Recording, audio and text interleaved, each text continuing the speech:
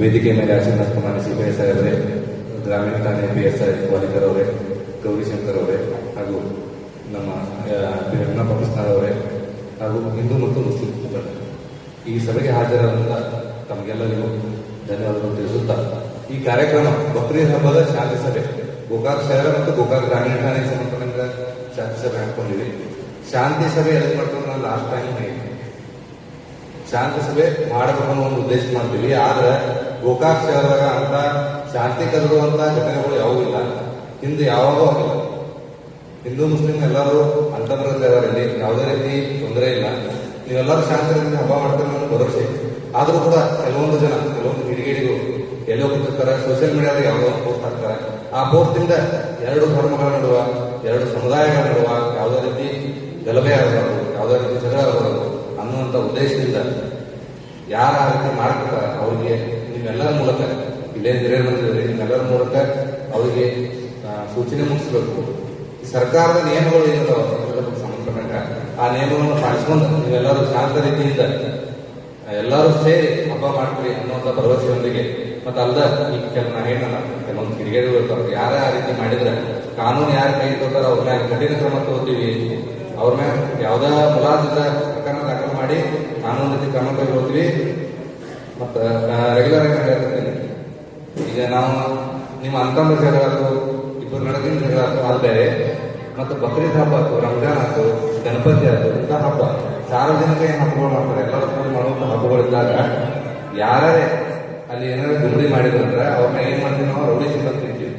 ಒಂದು FIR ಆದ ಮುಂದೆ ರೌಡಿ ಶೀಟ್ ಆದಲ್ಲಿ ಅದು ರೆಗ್ಯುಲರ್ ಆಗಿ ಉಳಿದು ರೌಡಿ ಶೀಟ್ ಆದ ತಕ್ಷಣ ಅವ್ರು ಎಲ್ಲಿ ಹೋಗ್ತಾರೆ, ಏನ್ ಮಾಡ್ತಾರೆ, ಅವ್ರನ್ನ ನಾವು ನಿಗಾ ವಹಿಸೋದು ಅವಶ್ಯಕತೆ. ಯಾಕೆ ನಿಗಾ ವಹಿಸ್ತೀವಿ?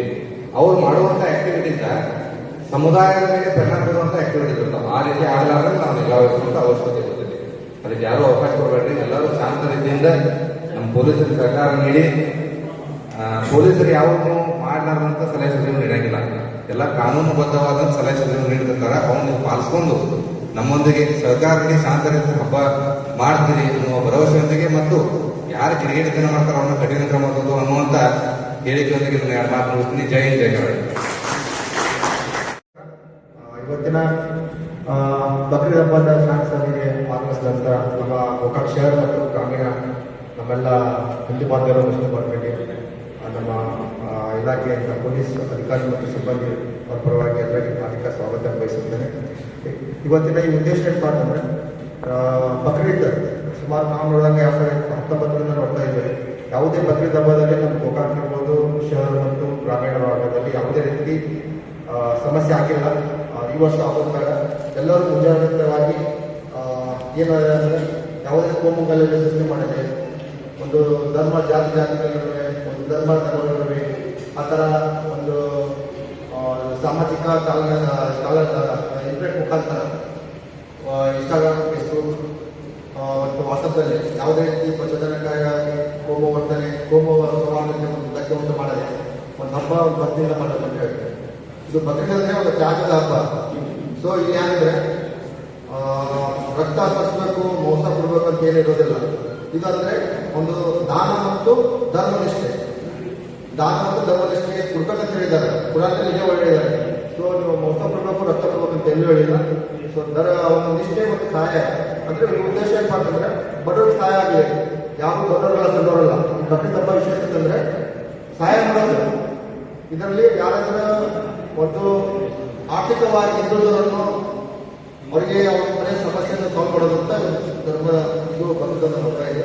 ಸೊ ಎಲ್ಲರಿಗೆ ತಾವು ಬೆಳಗ್ಗೆ ನಮಾಜ್ ಮಾಡಿಕೊಂಡು ಅದೇನಿದೆ ಪ್ರೊಸೀಜರ್ನ ಮಾಡ್ಕೊಳ್ಳಿ. ಯಾವುದೇ ರೀತಿಯಾಗಿ ಏನೋ ಇವು ತ್ಯಾಗ ಮಾಡ್ಕೊಂಡು ಬೇಡ, ಅವ್ರಿಗೆ ಆಗಿರೋದು ಬೇಡ. ಸೊ ಅದ ಎಲ್ಲರಿಗೂ ಧನ್ಯವಾದಗಳು. ಆಮೇಲೆ ಥ್ಯಾಂಕ್ ಯು.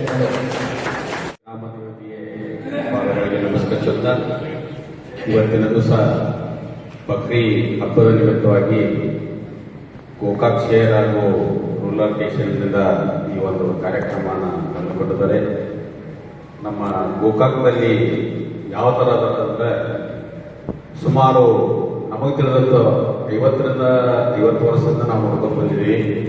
ಇಲ್ಲಿ ಯಾವುದೂ ಸಮಸ್ಯೆ ಇಲ್ಲ. ಹಿಂದೂ ಮುಸ್ಲಿಂ ಅನ್ನೋದು ಭೇದ ಭಾವ ಅಂತ ನಮ್ಮಲ್ಲಿ ಯಾವತ್ತೂ ಬಂದಿಲ್ಲ, ಇನ್ನು ಮುಂದೆ ಬರೋದಿಲ್ಲ. ಪ್ರತಿ ವರ್ಷವೂ ಒಂದು ಒಳ್ಳೆಯ ನಮಾಜ್ ಮಾಡಿ ಆ ಒಂದು ಪದ್ಧತಿ ಪ್ರಕಾರ ಅವರು ಎಲ್ಲ ವಸತಿಗಳನ್ನು ನಮಾಜ್ ಮಾಡಿ ಲಾಸ್ಟ್ ಒಂದು ಇಲ್ಲಿ ಬಸ್ ಸ್ಟ್ಯಾಂಡಲ್ಲಿ ಇರ್ತಕ್ಕಂಥ ಒಂದು ನಮಾಜ್ ಕಾರ್ಯಕ್ರಮ ಮಾಡ್ತಾರೆ. ಅವರಿಗೂ ನಮ್ಮ ಹಿಂದೂ ಪರವಾಗಿ ಹಾಗೂ ನಮ್ಮ ಜಾತ್ರಾ ಕಮಿಟಿಯವರಿಗೆ ಅವರಿಗೆ ತುಂಬ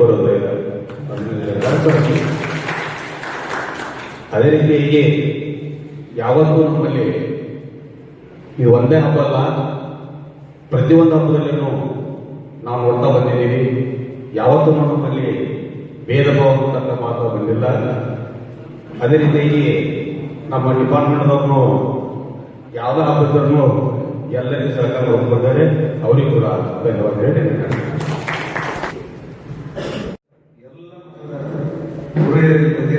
ಎಲ್ಲರೂ ನನ್ನ ನಮಸ್ಕಾರಗಳು. ಬಕ್ರೀದ್ ಹಬ್ಬನ ಎಲ್ಲ ಹಬ್ಬಗಳನ್ನು ಮಾಡೀವಿ. ಬಕ್ರೀದ್ ಹಬ್ಬನ ಶಾಂತಿ ಸುವ್ಯವಸ್ಥೆಯಿಂದ ಮಾಡೋಣ ಅಂತ ಹೇಳಿ